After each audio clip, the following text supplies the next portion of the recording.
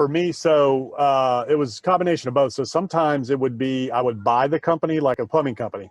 Yeah. He was about to go bankrupt, so I just bought the corporation, paid off all his debts. He was just one truck.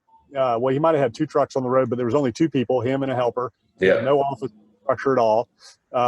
So I bought that company, paid off all the debts, and then I went and bought 7 trucks. There was another company going out of business. We hired all their mechanics, and literally overnight, we had 8 trucks on the road and became the largest plumbing area.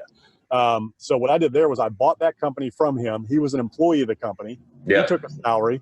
I would take a salary in a structure like that as the CEO. He was the president. So we both would take a salary.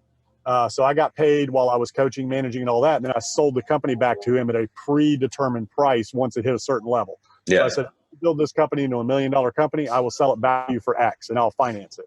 Right. So that's what I would do with people like that. Somebody that came to me, like the Pool Spa Landscaping Company, that was just a 50-50 deal.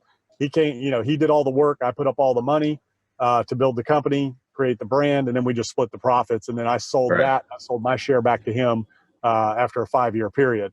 So any combination of those. And today what I do is I invest my intellectual capital, and I'm on the boards of several companies right now, to where I coach and mentor and help grow the business. I find and bring capital, to the venture once it gets to that point in exchange for equity. So that's kind of how I do it now. And I'm not really interested in really small businesses like that anymore. That's when I was younger and, I was doing a lot of different things. And, if this business made $100,000 a year, that was fine. Yeah. Now it's not really worth my time, energy, and effort. So I get involved in companies that have the ability to scale. So I'll take equity positions in exchange for intellectual capital and raising outside capital. Well, it used to be an Outback Steakhouse, and it's been out of business for a while. So the building's just kind of sitting there. A new steakhouse was built next door. So yeah, I'm looking at it. It was a restaurant, and I'm thinking it could be, medical office, dental, chiropractic, something like that. And it's vacant, and there's a chance to get it at a very good price. So what I'm looking at today for a building like that is to put a internet, insulated business in place, which is your core services. So the economy we live in today, we're in a consumption or service economy. So from an agrarian society to an industrial society to, the internet boom. Now we are living on core services and consumption. That's what's driving this economy. We're not really creating anything. Yeah. We're not really manufacturing anything to really drive the economy like during the tech boom. And when I say tech boom, I'm talking going from 8-track tapes to cassettes to CDs to the iPod. We've kind of maxed that out, right? There is no great technology boom that's really going to drive the economy like we've seen in the last 20 years. So what's driving it now is core services and consumption. People need a place to live. They got to eat. They go to the doctor. They've got to get educated. They got to buy clothes. They got to put gas in the car. Yeah. So those are your core services that you can't buy online 100%. You can't replace, especially medical, dental, chiropractic, professional services that can't work out of their house, and online. So those are the types of things I'm interested in. And when the economy tanks, and you have a little neighborhood strip centers like this building is surrounded by a neighborhood strip center. People are still going to get the coffee. They're still going to get their haircut. They're still going to get their nails done. You still got to get your dry cleaning done.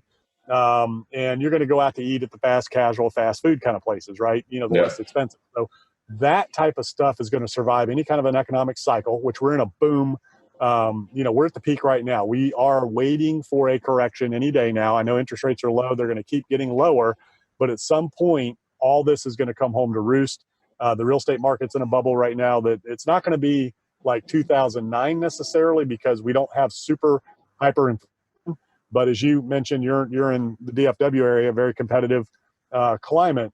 People aren't exponentially overpaying, but they are maxed out right now. We're not seeing hyperinflation on real estate prices. Another 2009 where people were paying anything, for property. You could buy something one day and sell it for twice as much the next. We're not there, and we are getting pushback on pricing at certain levels. Yep. But things are, cap rates are very compressed right now. There's a lot of institutional money looking for yield and just looking for bond play. So that's putting a lot of pressure on certain asset classes. But overall, if you think about in the worst case scenario of an economy, what are the core services people have to survive?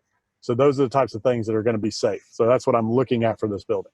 Yeah. So in a single tenant building like this, I'm going to take care of the outside first, and then I'll hold the inside off for a tenant. Because if you get a dentist, they're going to need a very specific build out, or an orthodontist, or a chiropractor, or a doctor, Right.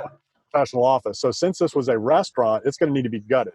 So I might go in there and gut it, or something like that. I'll definitely do the outside, go in and gut the inside, and then I'll wait till I get a tenant. And typically once I pull the trigger on this thing and start due diligence, I'm hunting tenants as well at the same time. So typically it'll be a build to suit, so I'll have somebody. Now, if it's a smaller strip kind of place, then you can kind of carve it up and you can do the basics. If it's going to be office, you can do carpet paint, things like that. So it looks nice and it's presentable. You do it neutral, right?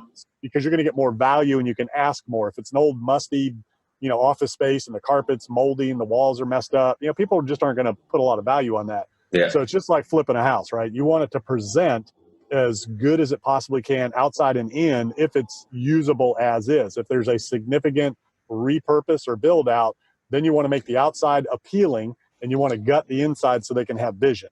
Right. And anybody who needs to do a build out, they're going to know that they've got to do some work. But you don't want to go into an old, musty, sticky, smelly restaurant. Since I'm going to repurpose the building and not keep it as a restaurant, which is a strategic, because there's so many restaurants in our town, I don't feel like that's a good use for this building. And I feel like I'd have turnover trying to put another restaurant in there, if I buy this building. So, that's kind of how I approach that.